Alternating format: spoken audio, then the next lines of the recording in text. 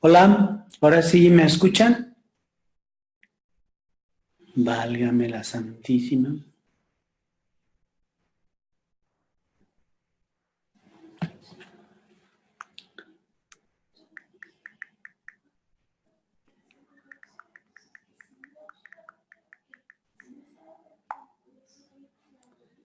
Bueno, no sé si me estén escuchando o no. Vamos iniciando. Parece que están grabando. No sé si puedan ver luego esto. Vamos haciendo esto. Nosotros no pudimos tener la semana pasada una conferencia porque pues estas cosas del demonio nos fallaron. Tendríamos que haber visto la introducción al derecho agrario, los conceptos fundamentales, antecedentes y fundamento, ¿no? Yo creo que el concepto fundamental, los conceptos fundamentales del derecho agrario rondan respecto de su concepción o de su definición.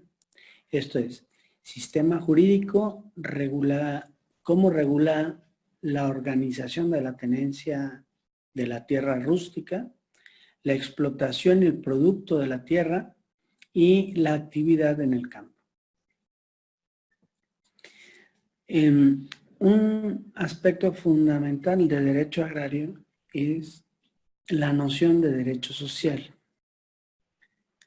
Si los autores hablan, y Marta Chávez Padrón lo dice, habla de derecho privado y derecho público. El derecho privado es el derecho entre los individuos, desde el derecho romano, y la acepción derecho público tiene que ver con el derecho del Estado y la relación con los subordinados, en este caso los ciudadanos. El derecho social tiene que ver más bien con la regulación de las relaciones de las personas que pertenecen a una clase social. Y esto es algo que no lo dice claramente Marta Chávez Padrón, a pesar de su pasado. Así tenemos el derecho laboral, tenemos que es de la clase trabajadora, y el derecho de los campesinos, o en este caso, el derecho agrario. Algunos dicen que el derecho agrario es público, pero esta acepción era considerada, o se consideraba, o se discutía con más o menos bases, a propósito de que antes de 1992, todo el derecho agrario se daba dentro de la institución del Estado. Y era el Estado juez y parte al resolver las relaciones de los campesinos con el Estado y al revés, ¿verdad? No sé si alguien me está viendo. Bueno, seguimos.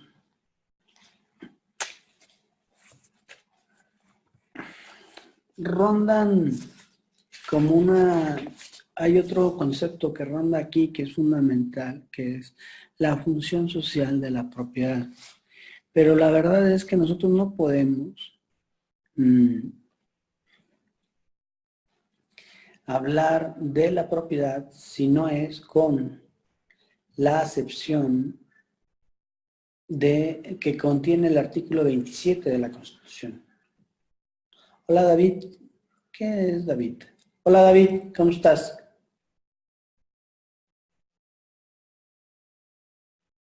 David.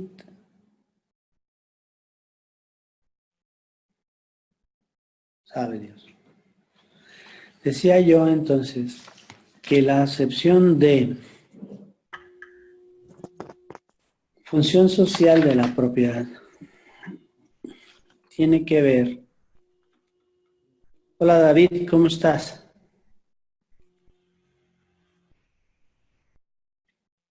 Hola amigo, ¿me está escuchando usted? No lo escucho. ¿No? ¿Y luego? ¿Qué será, oiga?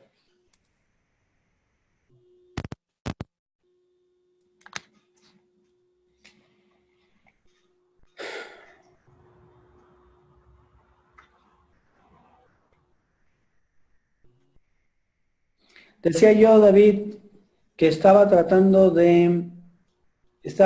los temas de la unidad 1 y los conceptos fundamentales que rondeaban en torno a el concepto derecho agrario. Hablaba entonces yo de el derecho agrario implica los conceptos de seguridad, de sistema jurídico, de regulación de la organización de la tierra rústica, dice Marta Chávez Padrón, de la explotación y su producto y de las actividades para la explotación y producción. Hablaba yo del concepto. David me escucha, ¿qué dice? Para toda la...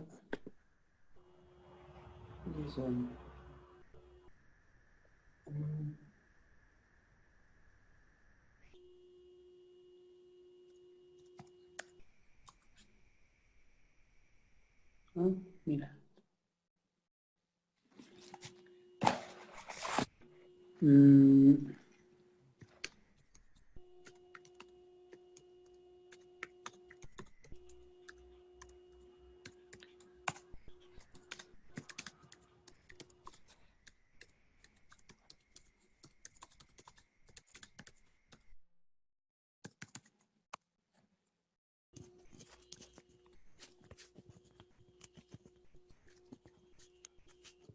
Sí, bueno.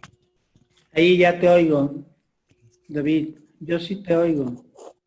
Chécate si en la parte izquierda de la pantalla si en la parte izquierda de la pantalla hay un botón donde dice para video y silenciar.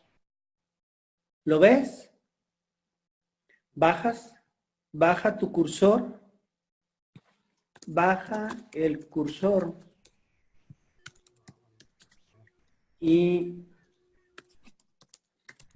si la parte del micrófono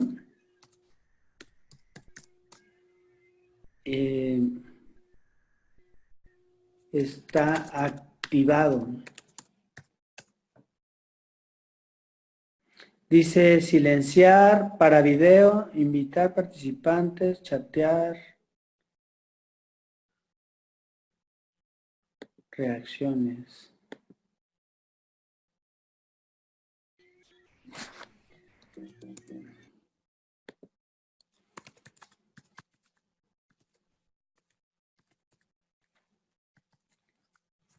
David, en la parte de abajo, chécatelo. Voy a grabar. Que se habla de que la división fundamental, de nuevo voy a repasar esto. La división fundamental en el derecho es que hay derecho público y derecho privado.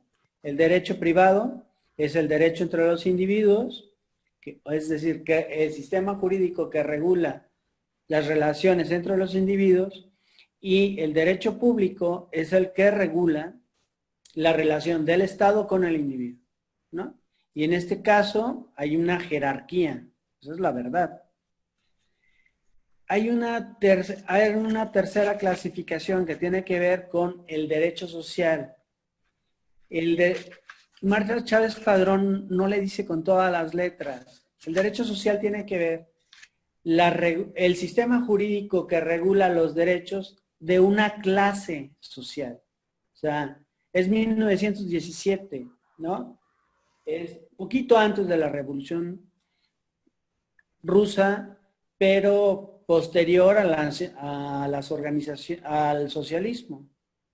Entonces, la clase social, sus relaciones dan la base para este sistema de leyes que regulan estas relaciones.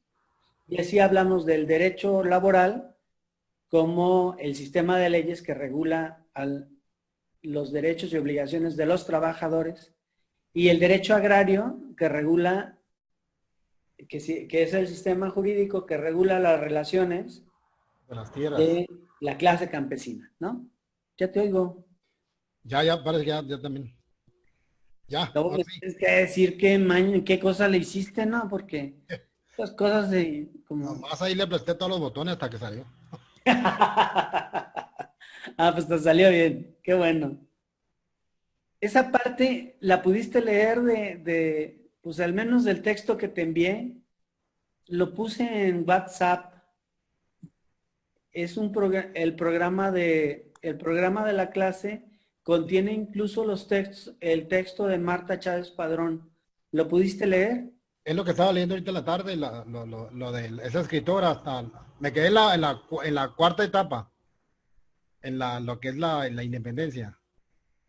Hasta ahí estuve Ajá. leyendo ahorita en la tarde.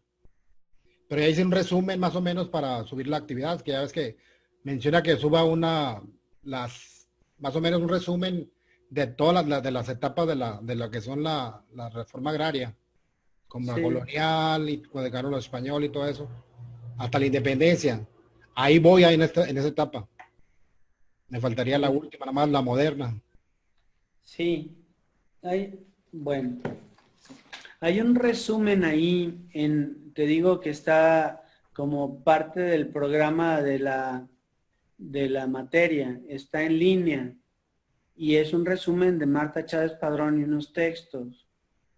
Hay si quiere, ¿cómo te podré hacer llegar?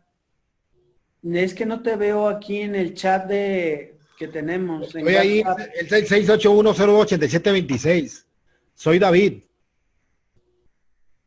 Mira, pues en el chat puse ahí el día de ayer, A ver, a las 9:51 de la mañana, puse programa de derecho agrario, ¿ya? Y es un texto. Ese texto lo puedes abrir y ahí vas a ver la parte fundamental de Marta Chávez Padrón que vamos a tocar aquí. de hecho, yo anduve buscando un resumen de ese libro y no lo pude encontrar. Y ya ves que usted me lo mandó usted y no lo miré. Ahí está. Es uno de los archivos agregados al chat. Puedes revisarlo. Ah, ok. Sobre el concepto de derecho, ¿tú qué noción tienes de derecho agrario? Pues derecho agrario son el conjunto de normas que regulan lo que son las tierras de los campesinos, de los terratenientes, la propiedad privada y también de los colectivos también. Sí, fíjate que esto es fundamental. El artículo 27 constitucional habla de tierras Sí. y cuando uno plantea un problema legal en el tribunal agrario, tiene que hablar de las tierras. Porque si uno hace referencia solamente a, por ejemplo, un contrato, podrían decirte que se trata de derecho civil o derecho mercantil. Ya me ha tocado. Uno tiene que relacionar inmediatamente lo que estás alegando con las tierras para que asuma la competencia del Tribunal Agrario. Entonces esto es cierto. Lo segundo es que el derecho agrario es un derecho social y es por lo que tú acabas de decir, por los campesinos. Es un derecho también que tiene que ver sobre la propiedad colectiva de la tierra, pero ahora, después de 1992, también de la propiedad individual y de cómo los campesinos pueden asumirse con el dominio pleno de la propiedad. ¿Tú has visto esta, esta materia que se llama bienes y derechos reales? No sé si lo ves. Sí, Este sí es le un va, pero librito que yo tengo aquí, bienes y derechos reales. no lo he visto, pero ¿No has tomado la clase de derechos reales? bueno, no en sí la palabra así como esa materia no lo he visto. Ok. Mira, es civil, Será derecho civil es derecho civil y es la parte de bienes. y, Bienes y sucesiones, a y veces se llama la obligaciones. materia. Sí, me hablamos derecho civil de bienes y obligaciones. Bienes y obligaciones, efectivamente. Sí. Y cuando ves bienes, ves propiedad. Y ves las cualidades de la propiedad, ¿te acuerdas? El Sí. uso y disfrute de la propiedad.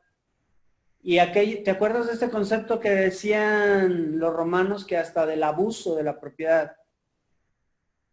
Y que esto no se aplica en el derecho mexicano. Bueno, todo lo que tiene que ver con la propiedad está en el artículo 27 constitucional. Sí. El artículo 27 constitucional dice que la propiedad originaria es de la nación y que la nación tiene todo el derecho de imponerle las limitaciones y condiciones que estime pertinentes. Entonces, en una abstracción de estas cosas que se inventan las personas, dice, la nación le concede la propiedad a los individuos, reconoce la propiedad o la capacidad que tiene el Estado de asumir la propiedad, y entonces hablas del derecho público, o sea, de la propiedad pública, de la propiedad particular, y dice, y de la propiedad social. Sí. Y en esta parte de el sistema jurídico que regula la propiedad social es el derecho agrario en México. ¿verdad? Fíjate que el derecho agrario en México se ha quedado solamente con esta parte. Porque si tú vas a Cuba, o vas a Colombia, o vas a cualquier otra parte del mundo, el derecho agrario tendrá que ver también con las relaciones laborales que se concretan en el campo. Tienen que ver con los contratos. Hay unos contratos que están ahora en el Código Civil que tienen que ver con el uso de maquinaria, como tú sabes que la producción agrícola pues es por ciclos anuales, ¿verdad? Y entonces todos estos créditos de avío que les dicen, que tal vez tú has oído hablar a la gente del campo, ¿no? Oye, ¿cómo me rentas una parcela a cambio de la mitad del producto? Y les dicen medieros, ¿sí? Todos estos contratos en otras naciones están dentro del derecho agrario. Aquí no. ¿va? Ya no te veo, David. Que se cayó la cámara. Pero ya está. Está bien. Entonces, bueno, esto nada más es para abundar de la diferencia entre México y otros países, ¿no? Okay. En México te tienes que centrar sobre la tierra y la relación de las personas con la tierra y para qué la usan, ¿no? Fíjate que la otra noción de derecho agrario que es importante hablar es, bueno, ya te decía del artículo 27 constitucional, las modalidades de la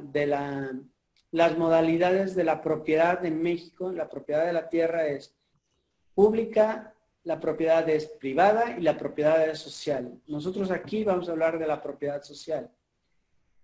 La producción de la tierra y los actos jurídicos que implica. Eso es derecho agrario. El artículo 27 constitucional también asume otro concepto fundamental que se llama utilidad pública. Fíjate que si tú en algún momento tienes la suerte de encontrar este libro, se llama Derechos Fundamentales del Pueblo Mexicano. Está también en la copia que te mandé, están como bibliografía. Este esfuerzo, este libro, está editado en la Cámara de Diputados y de cuando en cuando hacen una reedición. Lo padre de este libro, de esto es como una enciclopedia, son tomos que tienen que ver con los artículos de la Constitución.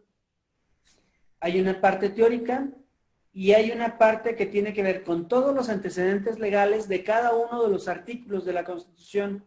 Y este en concreto es del artículo 27 constitucional. Ese es el tomo 4. Y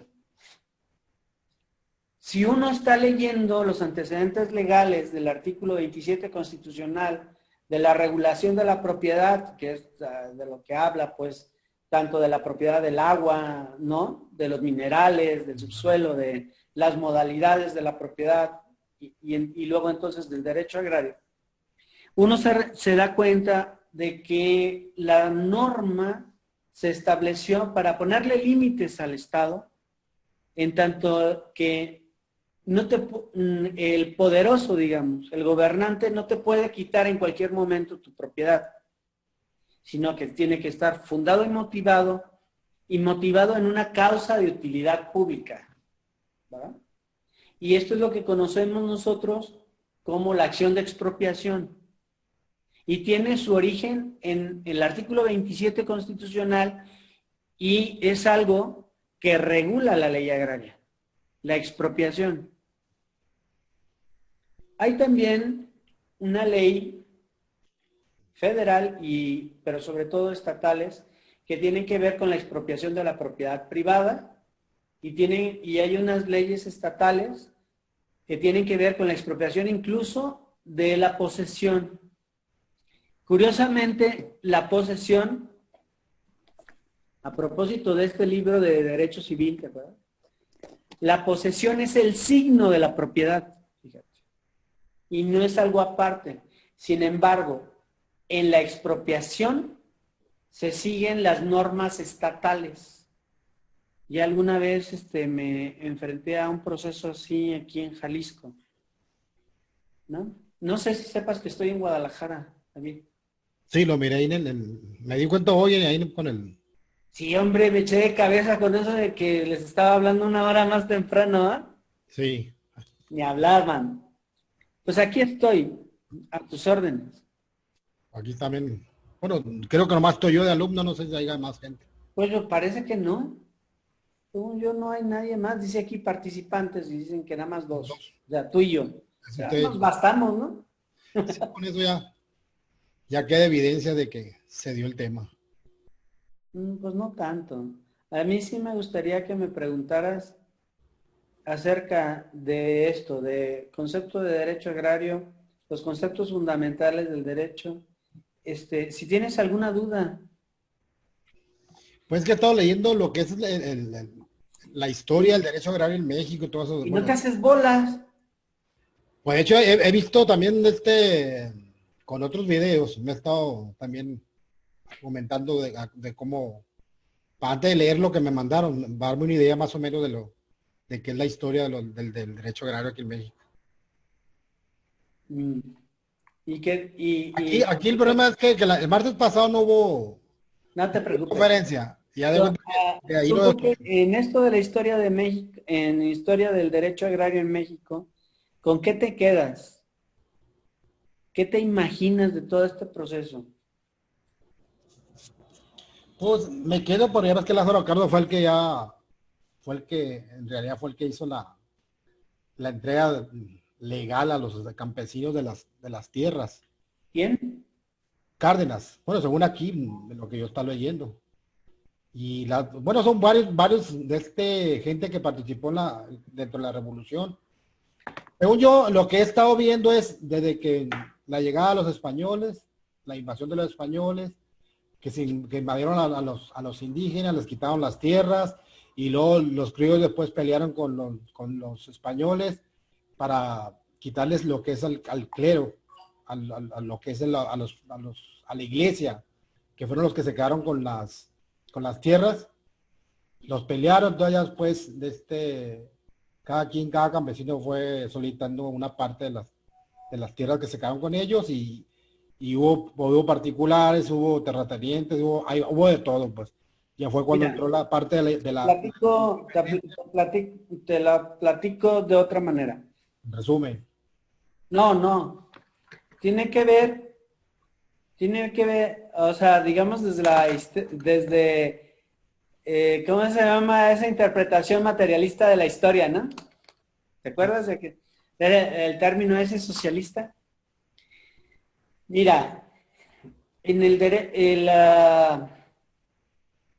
los pueblos indígenas en México asumían la tierra de distintas formas, desde sus distintas concepciones. Y estaba leyendo, mira, hay esta revista del mes pasado. ¿Has visto esta revista, Arqueología Mexicana? Esta revista se llama 1519. Es la llegada de los españoles y cómo se encontraba México. Esta revista es editada por el Instituto Nacional de Antropología e Historia y en principio habla sobre el área maya, el Golfo de México, el occidente del país, Oaxaca, el centro de México, Michoacán, ¿no? Y el noreste, como, digamos, como partes de México en las que se desarrollaban culturas que eran distintas entre sí. Ahora, yo te invito a que pienses en la tierra como piensas en el mar.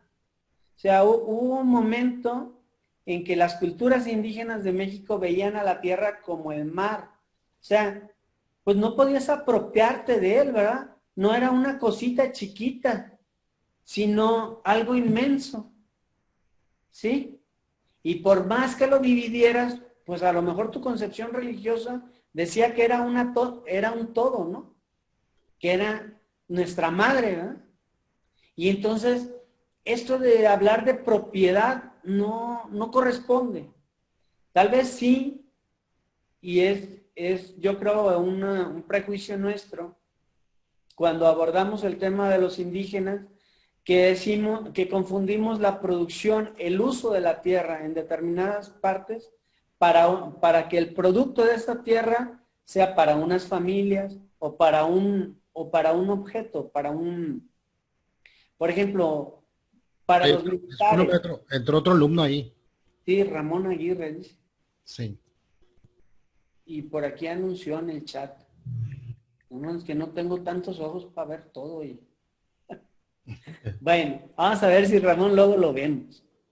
Entonces, yo quisiera que en esta parte histórica de antes de la colonia te quedaras con esta noción de que había pueblos distintos que aunque que tenían una idea común de algunos conceptos religiosos que venían desde los olmecas y luego con los toltecas en Tula y luego con los olmecas son antes de Teotihuacán, ¿no? Luego son los teotihuacanos, luego son los de Tula y al final los aztecas en el centro del país. Pero el noreste sigue viviendo,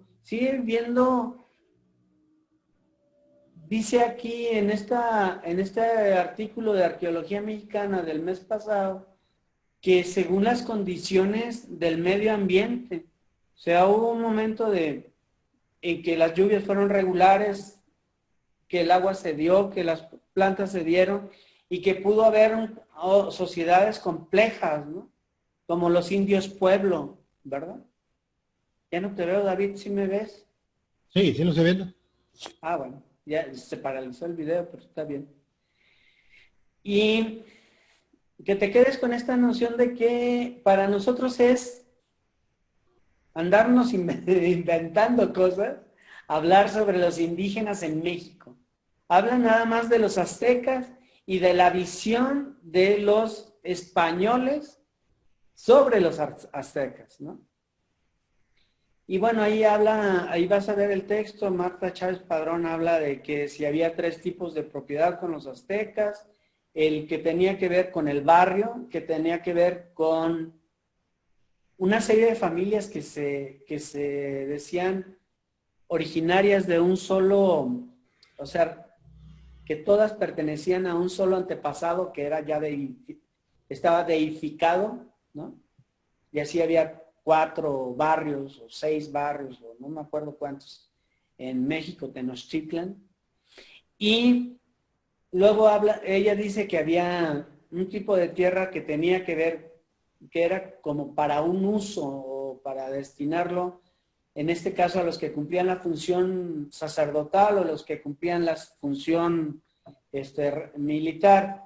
Y ahí, pues, La verdad es que en la Biblia habla de que cuando se dividen las 12 tribus de Israel, se destina una parte de las tierras también para los sacerdotes. Y dicen, los sacerdotes no van a tener tierra, pero van a tener parte de los sacrificios y taca. Esta forma, fíjate, esta forma de prescripción tiene que ver como, de nuevo, en cómo se reparte lo que produce la tierra. Y la tierra se considera patrimonio de todos, ¿no? En el pueblo de Israel, por ejemplo. Entonces, digamos que esta es una concepción antes de los españoles. Llegan los españoles, pero no llegan todos los españoles, llegan nada más los de Castilla. Y en México tratan de ser lo que no han podido hacer en España, ¿no? En España, imagínate que por 800 años de guerras, idas y venidas, alianzas, traiciones, etcétera, avanzan pueblo a pueblo al final, ¿no? Y pueblo a pueblo van negociando si se unen, si se alían o no a los de León, de Castilla y a los otros príncipes y reyes, ¿no? Luego se asume una sola corona. Y entonces en España tratar de gobernarla era un desorden porque cada uno tenía un fuero distinto. Es decir, el sistema de leyes tenía que ver con León, con Granada, con tal o cual pueblo, ¿no? Si los de la Ribera del Duero, que es un río, pues estaba en Castilla, etcétera. Entonces, en México tratan de hacer un solo orden. Dicen, aquí vamos a armar un solo sistema jurídico, ¿no? Que son las leyes de Indias. Y es todo el compendio de las disposiciones de los reyes respecto de la Nueva España. Pero, como eran los españoles, no niegan que ya hay un sistema tradicional de los pueblos. Era lo normal para los españoles pensar esto. Y entonces hay una tradición indígena que se ejecuta de distinta manera según los distintos pueblos de México y según la presencia o ausencia de los gobernantes españoles y de los franciscanos y de todas las otras órdenes que estuvieron en México, los dominicos en el sur, ya ves cómo se repartió. Entonces, hay algo que se hace famoso, que es el término de ejido. El ejido eran las tierras que estaban alrededor del pueblo y eran las tierras que se usaban en común. ¿Para qué? Pues para tus vaquitas, sí, o sobre todo por los chivos y los borregos, para que dejaras tu burro o tu caballo ahí y pudiera pastar. Era el lugar de donde tenías acceso a la madera para poder hacer leña, ¿no? Era a las orillas de las comunidades. Ajá, alrededor, y eran terrenos alrededor. Esto es retomado por el derecho agrario. Por eso, en el derecho agrario, para pedir tierras, se pedían las tierras de alrededor del pueblo, y eran las tierras del ejido.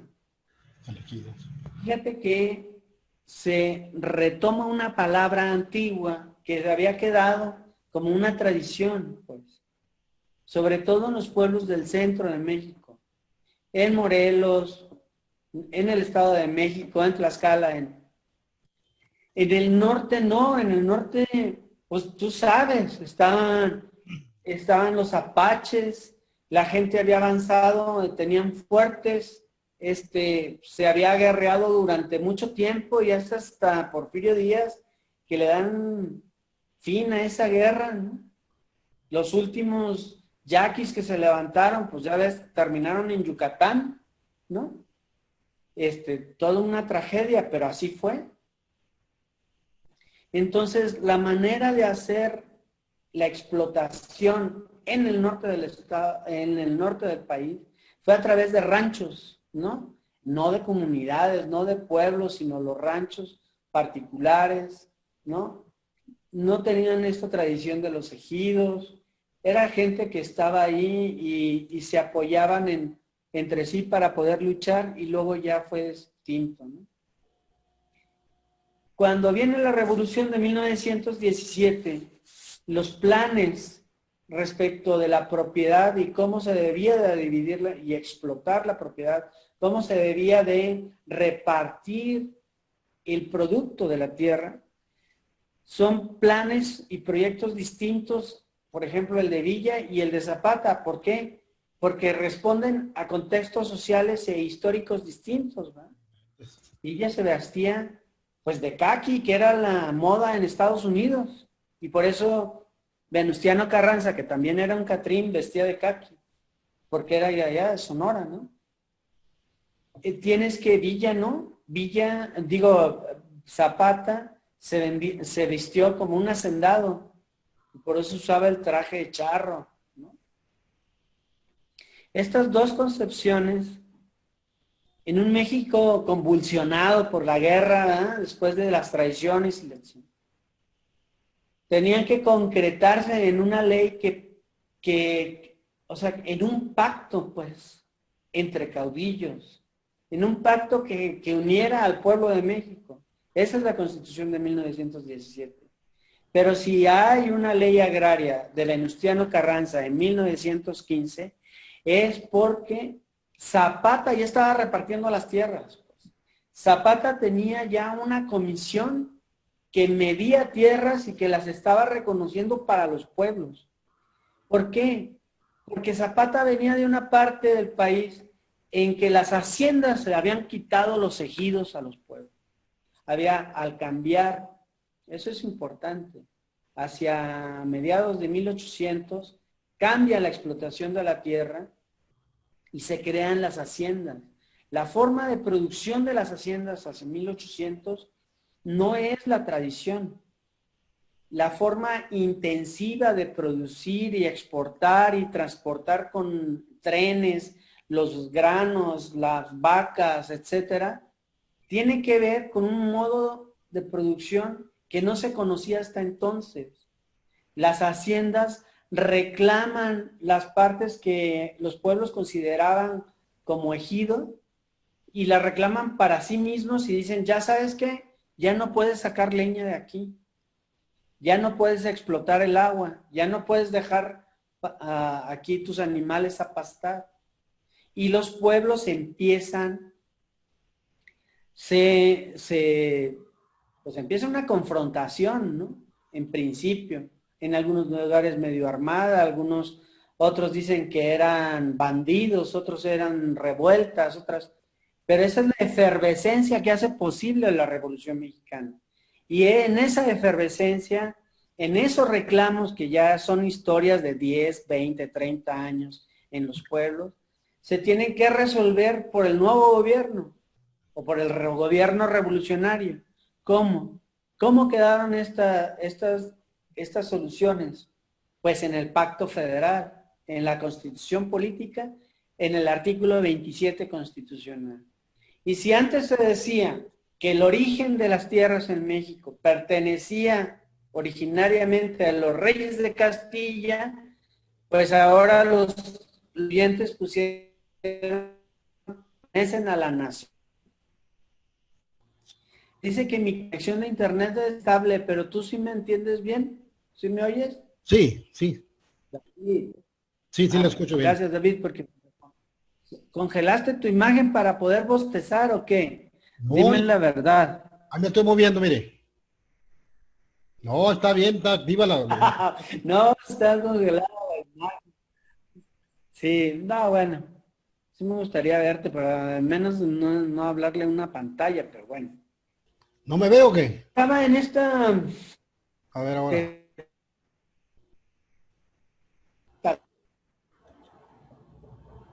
Bueno, te decía, en la Constitución de 1907, y antes en la ley agraria de Venustiano Carranza de 1915, que fíjate, retoma un asunto que dolísimo. Viene la reforma, regresando pues un poquito antes de Porfirio Díaz, pues estaba la ley Lerdo y la ley de desamortizaciones. La ley de desamortizaciones de bienes de la iglesia y las naciones. Esta es muy, porque no solamente la iglesia tenía terreno como institución, sino que había instituciones que se llamaban cooperación, cofradías, cooperativas y pueblos, pues que tenían terrenos en común. Las leyes de Juárez, las leyes producto de la Constitución de 1850, desaparecen el tipo de propiedad. Eso permite que las haciendas avancen todavía más sobre esos terrenos. Y en el tiempo de Porfirio Díaz se constituyen unas sociedades que se llaman las empresas deslindadoras. Aquí en Jalisco tenemos el ejemplo que yo conozco de Puerto Rico, que entró una empresa deslindó las propiedades de los indígenas. Ellos decían que eran terrenos que estaban solos, ¿verdad? Que no tenían propietario. Y la ley de Venustiano Carranza 1915 declara la primera nulidad, que luego retoma la Constitución de 1917 en el artículo 27 constitucional y dice que todas las mediciones de estas compañías deslindadoras son nulas si contravienen las disposiciones de la ley emanada de la Constitución de 1856. Es decir, la ley aquella, que ahorita no recuerdo su nombre, pero ahorita me voy a acordar, tiene que ver con el reconocimiento de los posesionarios dentro de las tierras que deslindaban. Y estas cosas, pues, se las pasaban por el arco del triunfo, ellos hacían las mediciones, hacían los lotes y los vendían, ¿verdad? Como ves, Venustiano Carranza, de una manera muy conservadora, porque no le quería abrir la puerta, pues, a los anarquistas, a los socialistas, a los comunistas, que tenía ahí en el DF y que no los conoció hasta llegar al DF seguramente. Bueno, aunque andaban por allá en el norte los hermanos, los comunistas, ¿cómo se llamaban? Estos anarquistas andaban en el norte. Venustiano Carranza los tiene muy cerquita en el DF y en Morelos. Tal vez tú no sepas, pero el primer secretario de Zapata era el anarquista y producto de estos grupos. Les quiere quitar una bandera y hace la ley de 1915. Yo no sé si te acuerdas, pero hay algo que nosotros recordamos como la Convención de Aguascalientes. La Convención de Aguascalientes era la reunión de los diputados, de 100 diputados como representantes de los caudillos. Y entonces todos los caudillos de la Revolución Mexicana estaban en la Convención de Aguascalientes y Carranza estaba aparte. ¿Qué hace Carranza? Llama a un constituyente, que es distinto de la Convención de Aguascalientes. Totalmente distinto. Y entonces, dice, este es el espacio donde se va a discutir la nueva Constitución mexicana y aquí se van a retomar en este espacio y con estos representantes lo que será México en el futuro. Fíjate. Entonces, date cuenta que Carranza estaba aparte, que estaba solo, que estaba pues profundamente cuestionado por todo el impulso, el auge que tenía Villa, ¿no? Villa era el único que tenía un ejército profesional, o sea, un ejército con uniformes, con armamento moderno, armamento que facilitaban los gringos y que armamento que fue mejorado para Obregón, para calles, ¿no? Tú sabes que ellos ganaron la Revolución Mexicana porque usaron metralletas, ametralladoras, pues.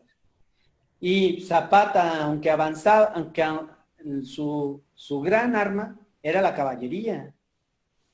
Contra la caballería, pues estaban las ametralladoras y lo arrasaron, pues. Y eso aunque Felipe Ángeles se lo dijo a Villa, Villa no lo entendió. No sé si por orgullo, no sé por qué, ¿verdad? Pero así fue. Y esa es la... Además de que eran extraordinarios generales, dicen que Obregón se jugó todo por el todo por el todo, que en algún momento Villa lo tuvo detenido, acorralado, y Obregón inventó una serie de ardides para salir de ahí y poder reorganizar sus fuerzas y atacar a Villa. No lo sé. Habría que profundizar en este tema. Ahí está Juan O'Gorman Zapata, que era un libro de un maestro de Carlos Salinas de Gortari. Está Freddy Katz, ¿no? Freddy Katz tiene una biografía muy importante, 2 tomos de biografía de Francisco Villa, y ahí hablan sobre los planteamientos agrarios de uno y de otro, como para que uno distinga el contexto social en el que se desarrollaba la lucha armada. Y producto de esta revolución es que el Estado, también, fíjate, el Estado mexicano y el presidente de la República, ya Calles, tenía el problema de qué le iba a dar a la gente para que se apaciguaran, ¿verdad? O sea, y está desde 1923, desde 1823 en unas disposiciones que hace Morelos, que dice, pues, la República reconoce el esfuerzo que han hecho las personas que han actuado en la independencia, y si no llegáramos a poderles pagar, que nos pidan tierras, que les daremos las que están vacantes, ¿no? Entonces, la tierra se veía en ese momento, también es algo que quiero que tengas muy en cuenta, la tierra se ve como una forma de riqueza. Si con Fox tuvimos créditos para hacer tu changarro, es porque creemos que haciendo una tiendita vas a ser rico, ¿ah? Pues detrás de que la tierra sea de un grupo de personas, como es elegido, o las comunidades indígenas, es porque se veía en la tierra una fuente de riqueza, más allá de si sabías explotarla o no, ¿verdad? Entonces, la riqueza de México, cómo se va a repartir la riqueza de México, es una de las cosas que tratan de resolverse a través de la reforma agraria. La reforma agraria ya es una palabra posterior. Si tú te fijas, los códigos se llamaban códigos agrarios porque el primer código, el de 1936, un poquito antes, resume 27, creo, es el primer código agrario. Trata de aglutinar todas las leyes que había sacado el gobierno de la República y organizarlas en un sistema. Este sistema lo perfecciona Cárdenas. Mira, Cárdenas tenía un problema fundamental. Los generales los podías cambiar por todo el país, pero se iban con sus propios soldados. O sea, si tú tenías un soldado, tenías tú gente que había peleado contigo 15, 20, 30 años. Para ellos tú eras el héroe, tú eras su general. Las revueltas en México se habían ocasionado por eso, porque los generales se levantaban con toda la gente que traían, indistintamente si los habías cambiado a Chihuahua o a Chiapas, ¿no? Entonces, el general Lázaro Cárdenas trata de hacer una institución del ejército, una institución, y dice, ¿con quién me apoyo? ¿Verdad? En los campesinos. ¿Y cómo me apoyo? Haciendo las guardias rurales. ¿Y cuál es la base de las guardias rurales? Los ejidatarios. Va, desmoviliza personas, les entrega tierras y les entregan armas. Y son guardias rurales. Que las guardias rurales participen en la celebración del desfile del 20 de noviembre no es accidente. Es la demostración de fuerza que hace Lázaro Cárdenas frente al ejército. ¿Ya? Entonces, fíjate que la lucha de poder se traduce en una serie de disposiciones legales. Y eso no solamente es en el derecho agrario. Es en todo el sistema legal, en todo el derecho, en todas las normas. Por eso dicen que los abogados cuidamos del status quo, del mantener el orden dado por los poderosos, por los que han podido expresar en leyes sus intereses. Las modificaciones de la ley agraria de 1992. A mí me gusta este librito porque está chiquito y está bueno, está como muy claro. Se llama Nuevo Derecho Agrario de Isaías Rivera. Isaías Rivera Marta Chávez Padrón, aunque es de Tampico, Tamaulipas, en alguna biografía lo leí. Ya ves. Ella sí tiene libros desde antes de la reforma de 1992. Y luego trata de actualizarse y a mí me parece que no lo logra del todo. Isaías Rivera era del equipo que trató de congraciar con Carlos Salinas de Gortari. Y en este libro expresa la posición de 1992, pues, de todos estos que tradujeron en leyes una nueva retahíla de intereses del grupo gobernante, ¿no? A través de estas modificaciones en la ley agraria, te digo, ya no se hablan de los contratos agrarios. Sí se hablan de algunas formas de organización, quedan 2 o 3 por ahí. Prácticamente ha desaparecido la unión de ejidos, aunque todavía sigue vigente el reglamento expedido en la Secretaría de la Reforma Agraria. La ley los códigos agrarios, no cabe con eso. Los códigos agrarios terminan con la última codificación que hace Luis Echevarría, que es la ley de la reforma agraria. La ley de la reforma agraria ya trata de incorporar un modelo de desarrollo socialista, más bien del CEPAL, de esta instancia ya latinoamericana y de una serie de críticos, pues ya latinoamericanos, una visión latinoamericana del socialismo. Pero la Secretaría de la Reforma Agraria se ha transformado y de aquellas leyes que había emitido Cárdenas para movilizar a los campesinos a su favor con guardias rurales, etcétera, ahora son los ejidatarios, los campesinos, son movilizados para las contiendas electorales. ¿Sí me explico? Sí. Y si tú ves, pues en Cuba creo que se repartieron las tierras en 10 años o 5 años, algo así. En Nicaragua con los sandinistas también hubo así un periodo de 10 años y se acabó la reforma. O sea, lo que se llamaba en estas ideas socialistas latinoamericanas la reforma agraria.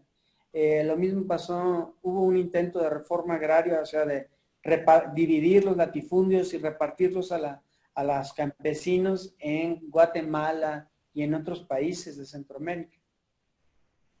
En México se extiende en el tiempo porque siguieron movilizando a los campesinos a favor del partido gobernante en las contiendas electorales, ¿no? Y entonces esto impidió que terminara y que se resolviera, ¿no? Hoy tenemos asuntos en los tribunales agrarios de 40, 50 años. Es horrible, ¿verdad? Es horrible. Entonces, de ahí la palabreja de la reforma agraria, de cómo trata al menos en las palabras, modernizarlas, trata de hablar de modernidad, Luis Echevarría, y cómo tiene su pecado de origen. Un pecado de origen que, pero para Carlos Salinas de Gortari y el grupo del poder, estos que les llamaban tecnócratas, que eran los hijos de los revolucionarios, que habían estudiado en el extranjero, ¿cómo lo traducen? Ahora ellos tienen otros intereses, creen que el mundo se va a convertir en una aldea como se convirtió. Creen que todo va a estar súper conectado y que va a haber comercio por todos lados. Y primero entramos al GATT y luego entramos a otra serie de instituciones hasta el Tratado de Libre Comercio. Dicen que Salinas de Gortari era tan liberal, tan neoliberal, que cedió, que bajó todas los aranceles y todas las restricciones al comercio, aún antes que lo hicieran los americanos. Ahora con el Trump nos han vendido otra historia del Tratado de Libre Comercio, ahora resulta que nos chingamos a los gringos. Yo no supe. Ahora resulta, ¿verdad? ¿De qué cosas se entera uno nomás? ¿verdad? Sí. Pero bueno, ahora sí ya veo que te mueves, sí, qué bueno. No, siempre estaba moviendo. Y entonces, la ley de 1992 hace algo que ya era súper necesario, que ya lo había tratado de hacer López Portillo, crea una justicia agraria. O sea, todo se resolvía dentro de la Secretaría de la Reforma Agraria. Con López Portillo, en una reforma de 1984, se crean instancias regionales del cuerpo consultivo agrario, de lo que ya se llama justicia agraria. Hay magistrados que resuelven. Hoy estamos familiarizados a ver resoluciones como sentencias, ¿no? Resultandos, considerandos, puntos resolutivos y ejecútese, ¿verdad? Antes no. Si tú ves las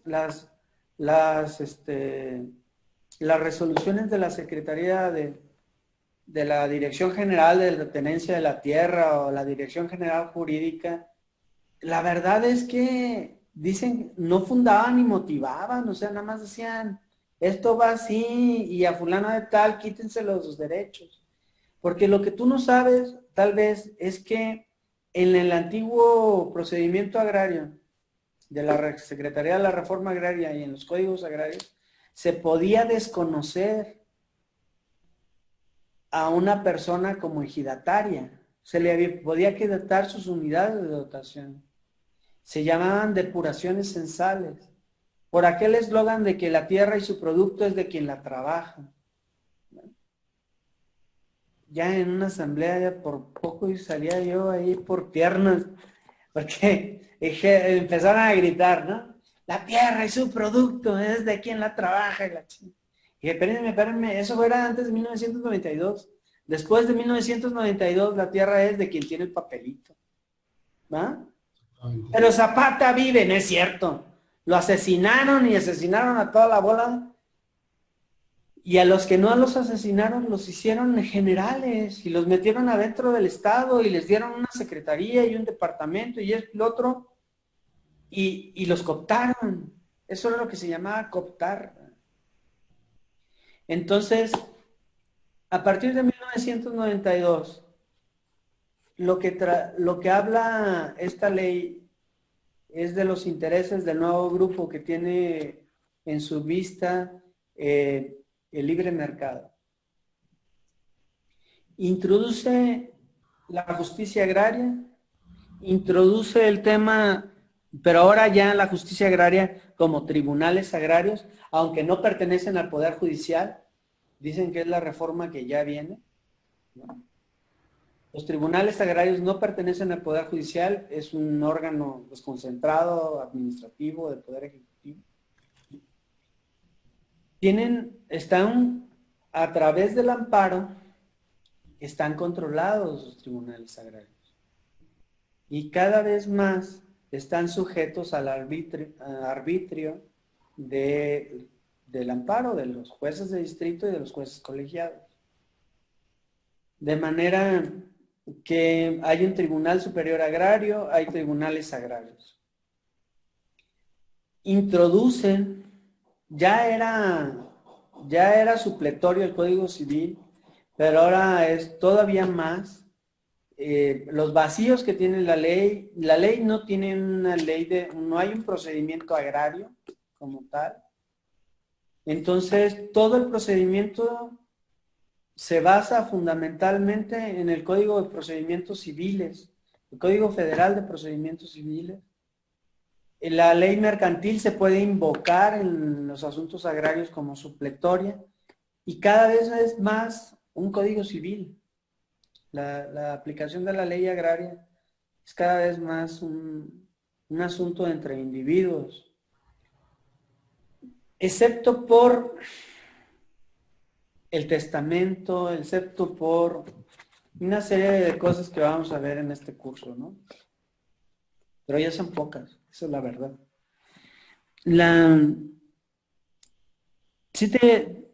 Yo lo que quiero que pienses, que cuando lees al menos teóricamente, ¿verdad?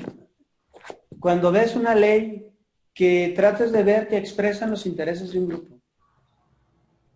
grupo de un poder, ¿no? Sí. Ahora, para un abogado eso te digo, son abstracciones. ¿Por qué? Porque en la práctica, pues tienes que defender los derechos del ejido, de la comunidad, o del ejidatario, o del comunero, ¿verdad? ¿Y qué? Pues vas a usar todas las leyes que estén, todas las herramientas que tengas a tu alcance, ¿verdad? Hasta aquí la historia del derecho agrario. De lo que te he dicho, ¿tienes dudas? ¿O de lo que has leído y te quedaste con algo? No, a lo mejor dije algo contrario a lo que habías leído. No, un poco más amplio. ¿Me escuchó? Sí te escucho. Mira, de todas maneras, es muy importante lo que pasó con los códigos agrarios y la Secretaría de la Reforma Agraria, porque son los antecedentes inmediatos de lo que sucede ahorita a pesar de que ya tenemos mucho tiempo con la ley agraria, seguimos viendo documentos del tiempo de la reforma agraria. Y es importante conocerlos, pues. O sea, en este libro de Marta Chávez Padrón y también en este libro de Isaías Rivera. Isaías Rivera fue procurador agrario en el tiempo no me acuerdo si de Felipe Calderón. Ese Isaías no lo envió en biografía. En el documento que te agregué en el WhatsApp, sí. Ahí viene. Sí. Ok. Ahí lo agregué como bibliografía. Es importante que sepa que, digo, si vas a dedicarte luego al derecho agrario, repasar el tema de cómo se formaban los ejidos y las comunidades bajo los códigos agrarios y la ley de la reforma agraria. Cómo después fíjate que otro evento que se incorporó a la reforma agraria, al código agrario creo que con Lázaro Cárdenas y después en 1940, fueron los nuevos centros de población ejidal. Allá en Sonora no hay. Se llaman nuevos centros de población agrícola. No. Yo estoy en Sinaloa, pero no. Sinaloa, perdón, en Sinaloa. Mira, México tiene muchos litorales y estaba el temor en la Segunda Guerra Mundial de que nos invadieran, que entraran tropas a México y no nos enteráramos hasta meses después, ¿no? Entonces se hace una campaña para la colonización del litoral. En Jalisco es muy evidente. Y entonces se constituyen nuevos centros de población ejidal. Ya no son las tierras alrededor del pueblo, sino son personas que habían quedado fuera de esas acciones legales, que habían quedado con derechos a salvo, que los reunían en un grupo y los traían a otro lugar donde decían que había tierras baldías, terrenos baldíos, y que se los daban. Y se va poblando la costa a través de ejidos, que ahora se llaman nuevos centros de población ejidal, nuevos centros de población agrícola. Y eso tiene que ver con en el contexto de la Segunda Guerra Mundial. Claro que luego la corrupción, ya ves, ¿no? Sí. Y entonces, ¿qué pasaba? Pues tú pertenecías a la CNC, ¿no? Pues dabas una lana y tú podías entrar a un nuevo centro, a un grupo para ir que te dieran tierras en un nuevo centro de población ejidal, ¿no? Y pues comprabas tu ingreso y luego andabas ahí en los mítines y esto y lo otro. Y ya. Y luego pues todo esto de que se podían quitar las tierras a quien supuestamente no produjera por más de 2 años, pues también era una rebatinga, pues, se prestaba a la corrupción, ¿va? Sí. Entonces vas a encontrar en los archivos históricos juicios privativos en los que se ven los censos. Llegaban los funcionarios, convocaban asambleas, se revisaban quiénes eran ejidatarios que estaban en la resolución presidencial. Las resoluciones presidenciales eran las que dotaban de tierras a los ejidatarios. Eran acciones del presidente, no eran acciones de un tribunal, ni eran acciones directamente del presidente, se llaman resoluciones presidenciales. A través de las resoluciones presidenciales se reconocieron, por ejemplo, los títulos virreinales de pueblos, ¿no? Aquí tenemos pueblos originarios en Jalisco, pueblos indígenas, lo del pueblo huichol, así mismo se llaman virraritari, es el plural.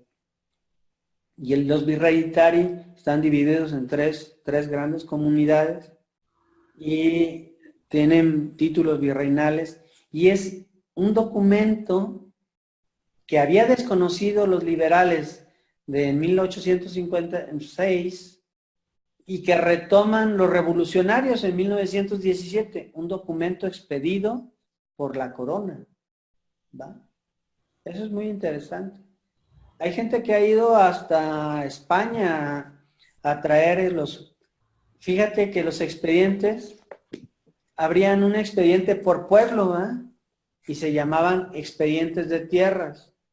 Entonces, todo lo que pasaba en la tierra de San Sebastián, pues que vino el cura y donó unas tierras a los ejidatarios, a los indígenas. Que fulano reclamó las tierras de la comunidad de San Sebastián y todo quedaba en un expediente que hoy en Jalisco se pueden, y muy probablemente en Sinaloa se podrán buscar en el archivo de instrumentos públicos, en la parte histórica del archivo de instrumentos públicos. Hay archivos históricos que se llaman expedientes de tierras. Y eso sirvieron de fundamento para las acciones legales en las que se reconocieron a pueblos indígenas. Se llamaba la acción confirmación y titulación de bienes comunales. ¿Qué más podría decir yo de esto? Queda así explicada las modificaciones de las leyes a propósito de momentos muy concretos de la historia de México, ¿no? O sea, los pueblos indígenas y sus tradiciones. Como dentro del derecho español también había la tradición del uso de los terrenos colindantes, ¿verdad? Y cómo no chocaba con la visión de las tradiciones indígenas. Cómo la modificación de la explotación de la tierra, ahora de los criollos, a propósito de las haciendas y del uso intensivo ya del terreno y de la apropiación causó fricciones con los pueblos por el uso del agua, de la madera, para la leña, para otras muchas cosas, ¿no? Y cómo esto provocó una serie de ofensas que culminaron en la Revolución Mexicana. Que la Revolución Mexicana tuvo que, a pesar de que Carranza, Obregón, no participaban de la manera de pensar de los de Morelos, de Chiapas, de Oaxaca, de Tlaxcala, incluso Hidalgo, pues tuvieron que poner en la Constitución mexicana el ejido, porque además usan el nombre español, ¿no? El nombre que tenía un bagaje histórico para todos, ¿no? Y luego cómo el ejido y el reconocimiento de las comunidades indígenas, porque ese es otro, abre campo ya no en el tiempo, ya platicamos de lo del tiempo de Lázaro Cárdenas, pero sobre todo en el tiempo de la Segunda Guerra Mundial a una acción agraria que se retoma y que se llama Nuevo Centro de Población Ejidal. Ya con Lázaro Cárdenas, pero sobre todo después, se impulsa una figura legal que se llama inafectabilidad de propiedades privadas. La inafectabilidad también era una graciosa concesión del presidente a través de una resolución presidencial en donde te decían que sobre tu propiedad no se podía constituir un ejido ni reconocer una comunidad. Yo conozco, hay una propiedad acá en Tamaulipas de 12,000 hectáreas, ¿ah? Inafectables todas. Sí. Entonces digo, cabrón, ¿va? Y seguramente en Sinaloa habrá algunas otras, ¿no? Y tenía que ver con la necesidad del presidente de la República de también pactar con los grandes, ¿no? En cada región. Se crean esta figura legal de nuevos centros de población ejidal para poblar y colonizar algunas partes de México, muy, muy claramente en las costas. Y luego en 1992 llegan las modificaciones de la ley agraria, ya con la creación de tribunales independientes, no culminaron con un procedimiento agrario, pero sí con una ley sustantiva, un reglamento de los tribunales, y reconocen lo que no se reconocía antes. Las corporaciones pueden tener ahora propiedades. Hay una forma en que los ejidos transmiten la propiedad a sociedades mercantiles y ahora ya está en la ley de 1992, porque te digo que era preparar a México para el libre comercio, para el comercio en las grandes ligas, digamos, ¿no? Y entonces las sociedades mercantiles ahora pueden ser propietarias de tierras y los ejidos y los ejidatarios sobre todo pueden aportar. Los dos. Se pueden aportar terrenos de uso común y se pueden aportar y se habla ahora de acciones tierra y ya hablaremos en su momento. También el ejidatario como individuo se le reconoce el usufructo de una parcela. Antes no. Antes de 1992 vas a encontrar certificados de derechos agrarios, que eran como decirte que eras copropietario de algo, ¿no? Indeterminado. Hubo unos ejidos en que se empezaron a dividir y hacer parcelas y son pocos. En Jalisco son muy pocos.